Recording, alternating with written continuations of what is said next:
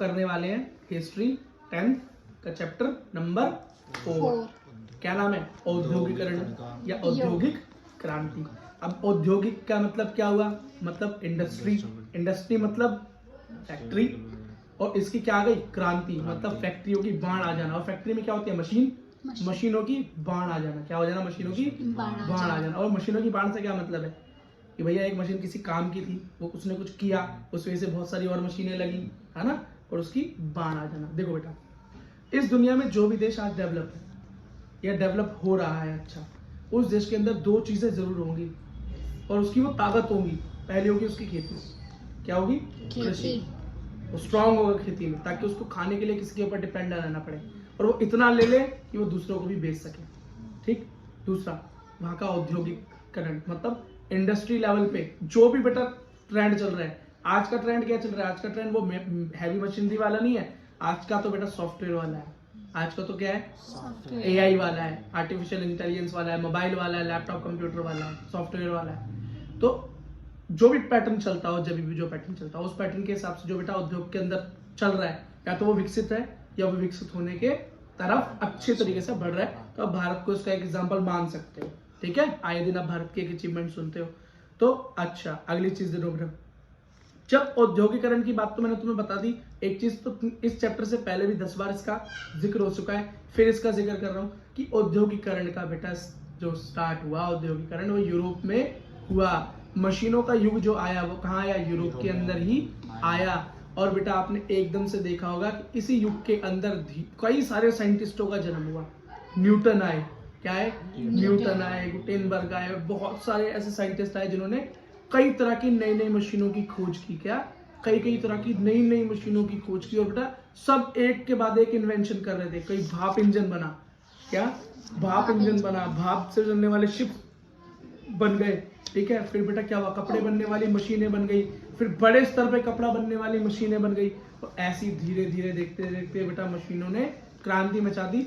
जो काम बेटा इंसान सोच नहीं सकता था, वो काम मशीनें कर रही थी। तो इसी वजह से बेटा यूरोप के औद्योगिकरण ने इस पूरी दुनिया को क्या किया? इस पूरी दुनिया को प्रभावित किया। और यूरोप को तो बेटा उन्होंने डेवलप किया ही किया। ठीक है, आपको ये बात समझ में आ गई? अच्छा, उद्योग से होता क्या है बेटा? उद्योग से तो ये होता है कि मानव की श्रम कम हो जाती है, मानव की मेहनत कम हो जाती है। क्यों बेटा? जो काम करने में हमें बहुत टाइम लगता है, कपड़ा बुन रहे हो, लेकिन वो अगर एक कपड़ा स्वेटर बुनती है तुम्हारी अम्मा, कई दिन लगी रहती है, लेकिन अगर मशीन में डाल दिया जाए तो वो कुछ मिनट के अंदर ही स्वेटर निकाल कर आपके हाथ में दे देगा, है ना। तो आपकी अम्मा का महीनों का काम, हफ्तों का काम उसने मिनटों में कर दिया। तो मानव श्रम उसने कम कर दिया। क्या इसके नुकसान भी हुए थे? हाँ भाई, इसके नुकसान तो हुए थे। छोटे उद्योग खत्म हो गए, उन लोगों के काम धंधे खत्म हो गए जो हाथों का काम किया करते थे। छोटी मोटी फैमिली खत्म हो गई, छोटे बिजनेस तो पूरी तरीके से बेटा खत्म हो गए। क्यों? क्योंकि बेटा जो हाथ से काम करते थे उनका काम टाइम भी लगाता था, और उनका काम मेहनत भरा भी होता था, तो महंगा भी होता था, है ना, महंगा भी होता था।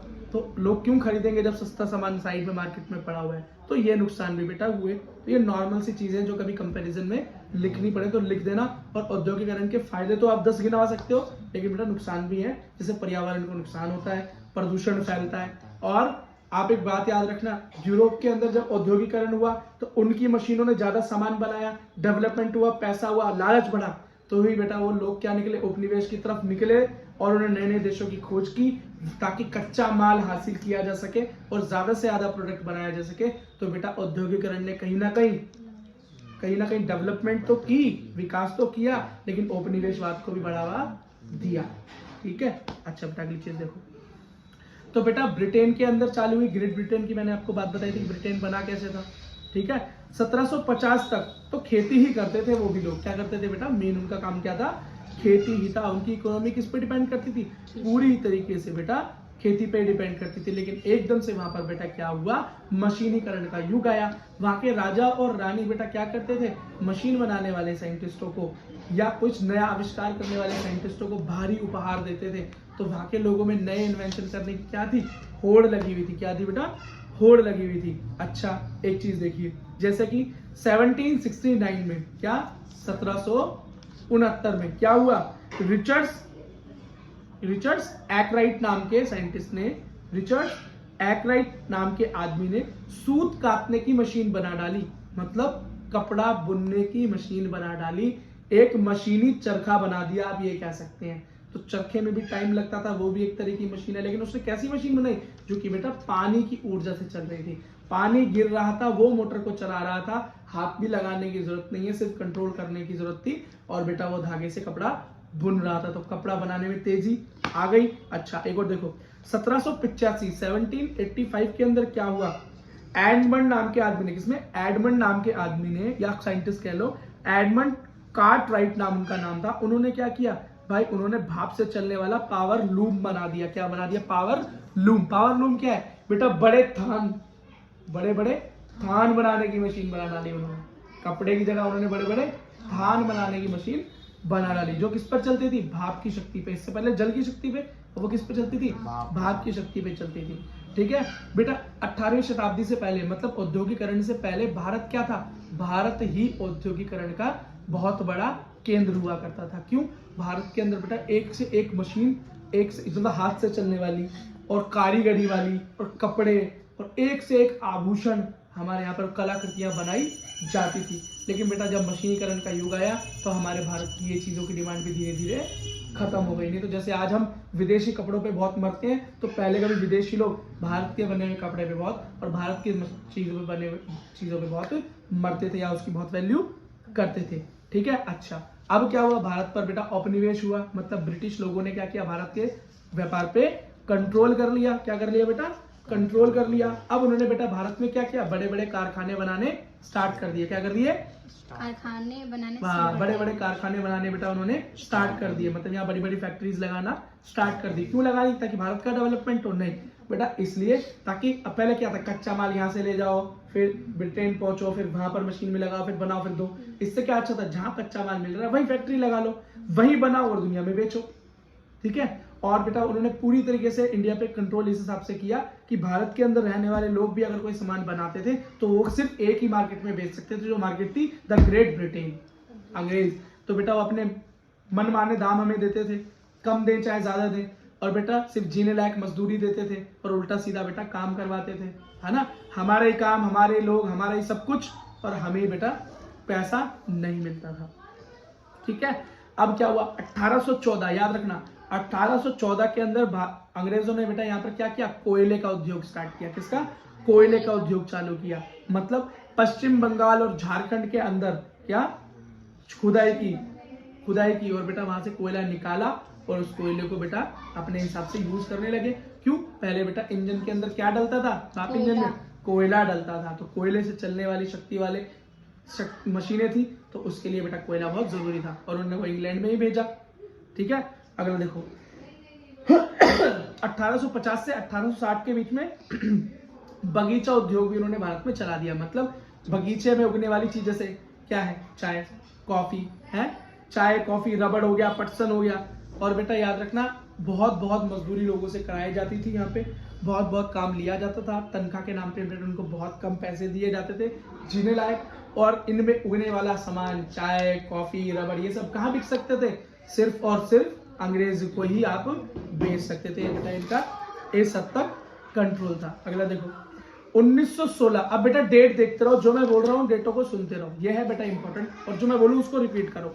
1916 में क्या, 1916 में भारत में औद्योगिक आयोग नियुक्त बना। क्या बना, औद्योगिक आयोग नियुक्त किया गया। ठीक है। क्यों, ताकि बेटा भारत के अंदर वो और नई अपॉर्चुनिटी को ढूंढना चाहते थे कि भारत में और क्या उद्योग बनाया जा सकता है, और कैसे भारत के अंदर से पैसा कमाया जा सकता है, और कैसे भारत को बेटा लूटा जा सकता है। किसने बनाया, ब्रिटिश ने बनाया, क्योंकि आप देख रहे हो 1916 मतलब आजाद होने से पहले का समय। अगला 1921 के अंदर बेटा राजस्व आयोग बनाया गया। मतलब राजस्व मतलब हमारे यहाँ पर कितना पैसा आया गया उसका हिसाब किताब रखने वाला बेटा क्या बनाया, आयोग बनाया। याद रखना बेटा द्वितीय विश्व युद्ध के बाद क्या हुआ, द्वितीय विश्व युद्ध के बाद पूरी दुनिया के अंदर बेटा हमारा एक बड़ी इंडस्ट्री हुआ करती थी भारत की, सूती कपड़े की, उसकी डिमांड भी खत्म हो गई। क्या हो गई, खत्म हो गई, क्योंकि बेटा दुनिया लड़ाई में व्यस्त है, तो कपड़े कौन खरीद रहा है, और सूती कपड़ा तो किसी इस्तेमाल में आ भी नहीं रहा, है ना।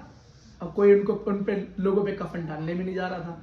ठीक है। अगली चीज देखो 1945 में अमेरिका से भारत ने व्यापार स्टार्ट कर दिया। अब किससे स्टार्ट किया, धीरे धीरे भारत ने व्यापार अमेरिका से संबंध बनाने स्टार्ट कर दिए। वर्ल्ड वॉर 1 तक बेटा पूरी तरीके से आपको पता है, पहले युद्ध से पहले भारत के व्यापार पे पूरा अधिकार किसका था? यूरोप का था, मतलब ब्रिटेन का था। ब्रिटेन की बात करते हैं, यूरोप में कौन सी कंट्री? ब्रिटेन, मतलब ग्रेट ब्रिटेन का था। अच्छा, फैक्ट्री प्रणाली क्या थी बेटा? जरा भारत की फैक्ट्री प्रणाली के बारे में जल्दी जल्दी जान लेते हैं। तो पहला बेटा, हमारे यहाँ पर जो पहले छोटी मोटी फैक्ट्रियां हुआ करती थी, जिस प्रकार के भी उद्योग होते थे, वहां का मालिक मालिक की तरह होता था। लेकिन औद्योगिकरण के बाद, मतलब जब इंडस्ट्रियलाइजेशन इस इंडिया के अंदर किया गया अंग्रेजों द्वारा बेटा, उसके बाद यहाँ का मालिक भी मजदूर हो गया। ऐसा मैं क्यों बोल रहा हूँ? ऐसा इसलिए बोल रहा हूँ क्योंकि अंग्रेज जो बोलते थे बेटा, बहुत प्रोडक्शन करवाते थे, बहुत प्रोडक्शन करवाते थे, लेकिन पैसा बहुत कम देते थे।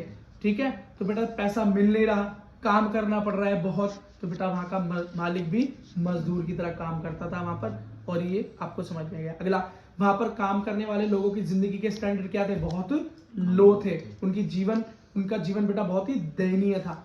क्यों? पैसा तो बेटा वो नाम मात्र को देते थे। 18 16 घंटे बेटा फैक्ट्रियों में काम कराया जाता था, औरतों और बच्चों को भी उसके अंदर बेटा काम करवाया जाता था। ठीक है, तो इसी की वजह से धीरे धीरे जो हमारे भारत की लेबर थी वो इकट्ठा हुई, उन्होंने अपनी यूनियन बनाई, अपना एक संगठन बनाया, जिसके बेटा हेड बने, कौन बने उनके हेड? लाला लाजपत राय उनके पहले हेड बने। और उस यूनियन का नाम क्या था? उस यूनियन का नाम था बेटा Akhil Bharatiya trade union. Akhil Bharatiya trade union. तो बेटा अखिल का मतलब होता है ऑल इंडिया, अखिल का मतलब होता है ऑल, अखिल भारतीय मतलब ऑल इंडिया होता है ना। तो अखिल भारतीय ट्रेड यूनियन कब बना? 31 अक्टूबर 1920 में बेटा ये संगठन बना था। अगला देखो, भारत के अंदर ट्रेड, अगली चीजें देखो, 1920 में ही इसी वर्ष बेटा वर्ल्ड इंटरनेशनल श्रमिक संगठन भी बना, मतलब अंतरराष्ट्रीय श्रमिक संगठन, मतलब इस पूरी दुनिया के अंदर भी एक ऐसा ग्रुप बना जो कि इस पूरी दुनिया के श्रमिकों की बात सुन सके और कर सके। अगला, 1926 में मजदूर संघ अधिनियम बना। क्या बना? मजदूर संघ अधिनियम। अभी इसका क्या यूज हुआ मजदूर संघ अधिनियम का?